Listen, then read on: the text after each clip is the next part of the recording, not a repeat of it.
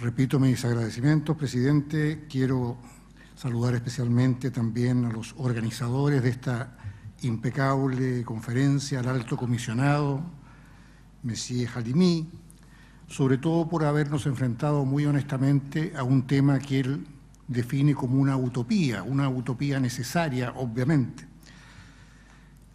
Es el tema que en América Latina nosotros hemos encasillado como la integración. Y la verdad es que yo vengo de un continente de integraciones frustradas.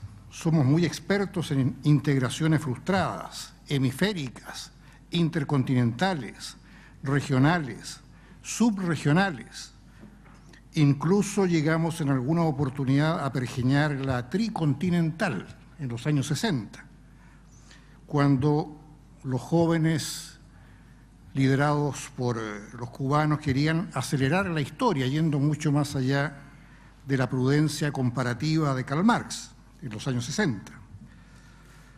En general, no se pudieron, obviamente, superar las contradicciones, los clivajes de la época, las contradicciones internas, norte contra sur, este-oeste, ideológicas, geopolíticas. Las instituciones, en todo caso, que creó la integración sobrevivieron. La ley de hierro de las instituciones y de las burocracias. Pero el fin de la Guerra Fría trajo una especie de recuperación de la esperanza. Aquel pensador japonés norteamericano, Fukuyama, nos dijo que incluso habíamos llegado al fin de la historia. La democracia como sistema político, la economía de mercado como pilares de esta esperanza. En nuestro continente, en América Latina, esto significó como primera reacción, ¿qué creen ustedes? Más organismos de integración. Yo creo que solo está faltando un organismo que sirva para coordinar a los organismos de integración en América Latina.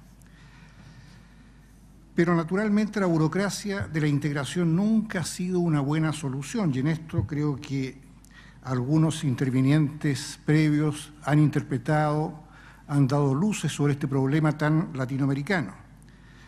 En primer lugar, porque no estaba realmente solucionado el tema de la democracia. Aquí yo quiero confesarles a ustedes que no es cierto que toda América Latina sea una democracia con excepción de un solo país. Yo creo que mucho más cierto sería decir que los dictadores se han incorporado a la democracia y que la democracia en América Latina se acomodó a los dictadores.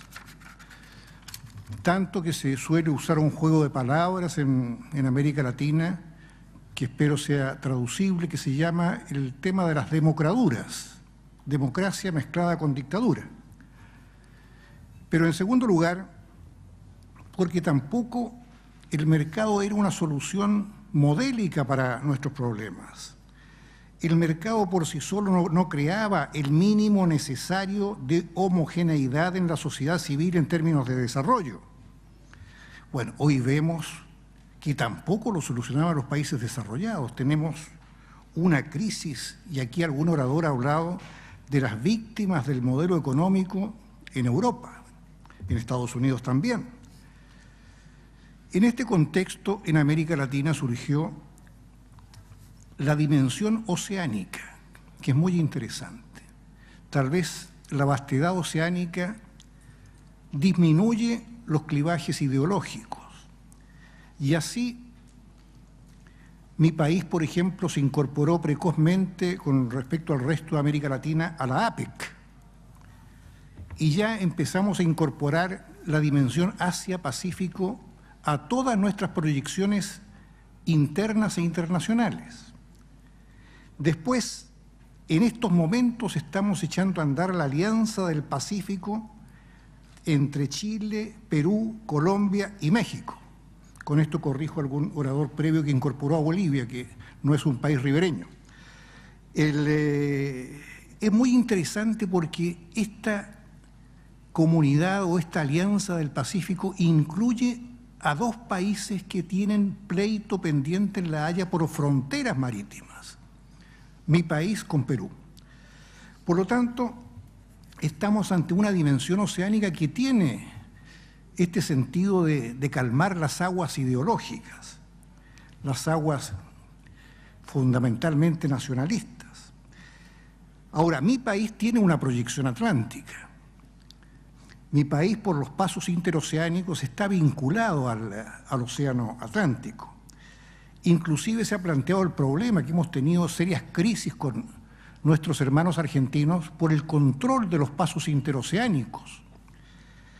Y aquí surge un límite, un problema que no se ha planteado, que yo quisiera plantearlo. ¿Cuáles son los límites entre el Océano Pacífico y el Océano Atlántico? Tan importante es que nosotros prácticamente estuvimos al borde de una guerra. Chile con Argentina en el año 78, por lo que ellos llamaban el principio bioceánico, y nosotros llamábamos la salida nuestra al Atlántico, tan sencillamente. Pero la ideología quería que un país fuera dueño del Atlántico y el otro país fuera dueño del Pacífico. Es decir, no se estaba planteando el tema en los términos que lo estamos viendo ahora con respecto al Atlántico. Y por eso es que evoco nuestros problemas geopolíticos en América Latina, que tanto nos han afectado y que tanto afectó al mundo con una guerra de verdad, la guerra de las Malvinas, Falkland, para decirlo diplomáticamente, que cruzó las fronteras de la Guerra Fría en plena Guerra Fría, las fronteras norte, sur, este, oeste, deshizo el sistema de alianzas. Argentina y el Reino Unido se enfrentaron bélicamente, pero aquí se demostró una cosa muy notable: la guerra no solucionó el problema. 30 años después, el problema está vigente.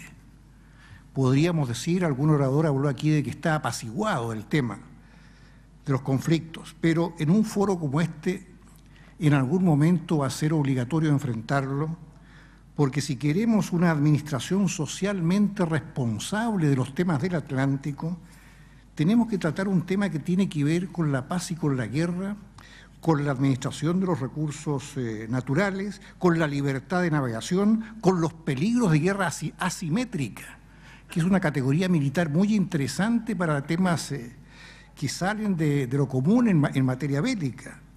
Está también el futuro de la Antártica comprometida, y yo agrego el de los pasos interoceánicos. El punto de vista de la integración en América Latina, entonces, pasa por esta utopía necesaria de la dimensión oceánica, y yo agregaría interoceánica. Esperamos, por lo tanto, que no sea otro escapismo como los que hemos tenido en nuestros términos latinoamericanos de integración. Escapismo que era muy claro en los años 60, cuando jóvenes idealistas decían: primero revolución, después integración. O sea, el ideologismo puro. Se levantaba primero la comunidad con las ideas de la época, y el tema de la integración de los países, del trabajo conjunto, el espíritu comunitario, era algo que se daría por añadidura. Era una mentalidad perfectamente religiosa. Por lo tanto, yo creo que en esto, y me alegra mucho haber venido a esta conferencia porque he visto mucho pragmatismo, lo primero me parece a mí que es huir de los modelos absolutos. Tenemos que tener muy en claro que el sistema que se está pergeñando, y no quiero hablar de sistema modelo o modélico, es uno que entienda la necesidad de asumir que el mercado no es la panacea de todos los problemas. Precisamente los países desarrollados han tenido serios problemas por no tener una regulación efectiva, socialmente apropiada del fenómeno de los mercados. Tenemos que entender que la democracia no debe convertirse en democradura. Hay que ayudar a profundizar en la democracia como base política de la base económica, comprendida las dimensiones oceánicas que nosotros estamos postulando. Y por lo tanto, la mejor ecuación que tenemos que buscar, y yo creo que esta conferencia puede ayudar perfectamente a ello, es la ecuación Estado, democracia y mercado. Muchas gracias.